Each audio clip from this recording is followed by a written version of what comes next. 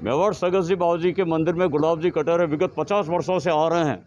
मैं उस मंदिर का एक बोपा जी हूँ, एक बोपा जी का बेटा हूँ, बोपा जी का पोता हूँ। मैं उस मंदिर के अंदर 50 वर्षों से मेवाड़ के अंदर गुलाब जी कटारिया वहाँ मंदिर में आके दोग देते हैं और उनके दादा बाप की राजसमंद में जा कर के महाराणा राज सिंह जी ने राजसमंद बसाया, जो सगत जी बाबूजी के पिताजी हैं, वहाँ जाकर उनके बाप दादाओं को गाली दे रहा है। वो महाराणा प्रताप कुत्ता है।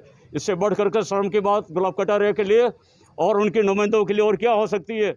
जब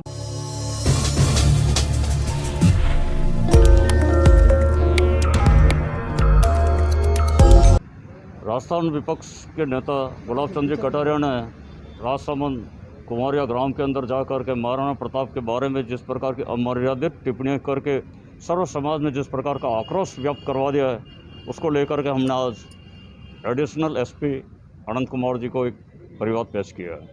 इससे पूर्व में भी हमारे भाई ने एक परिवाद पेश किया था जिस पर भी कोई कार्रवाई नहीं की गई है। आज भी पुलिस लिपापोती कर रही है इस कार्रवाई के लिए। जब मैं परिवाद देने गया, इस चैम्बर से उस चैम्बर में, इस चैम्बर से उस चैम्बर में घुमाया जा रहा है, जानबूझ करके घुमाया जा रहा है। मुझे ये नहीं लग रहा है कि राजस्थान में कांग्रेस की सरकार है या बीजेपी की सरकार है, ये दोनों ही मिलकर कर मामले को लिपापोती करने का प्रयास कर रहे हैं।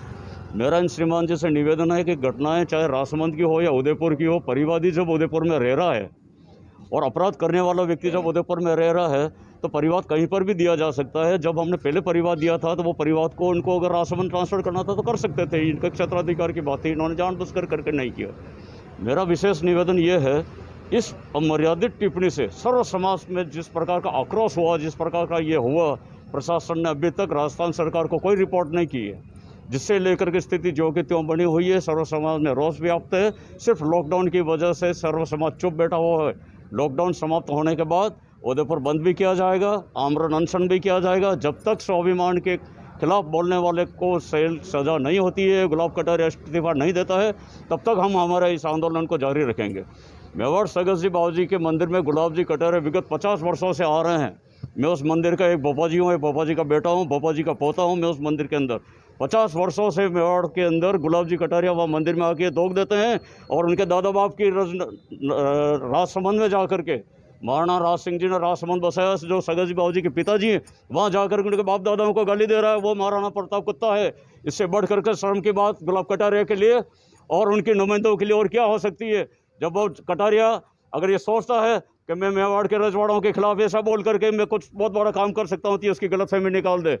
उसको ये सोचना होगा कि वो मेवाड़ में सगत जी बाबूजी के मंदिर में आता है तो आगे जो जिस जगह जा करके वो गाली गलौज कर रहा है वो उन्हीं के बाप दादा बैठे हुए हैं, तो वो अपने बाप दादाओं को गाली दे करके पोते के दरबार में किस हैसियत से आकर के खड़े रहते हैं। ये स्वयं गुलाब जी को सोचना चाहिए।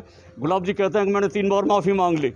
मांगना किसके सामने माफ़ी मांगी, सर्व समाज को कोई जानकारी नहीं है कि आपने माफ़ी मांगी है या नहीं मांगी है। और हमारे छोटे भाइयों के खिलाफ छोटे छोटे झूठे परिवाद दे करके कि मुझे जान से मारने की धमकी दी जा रही है।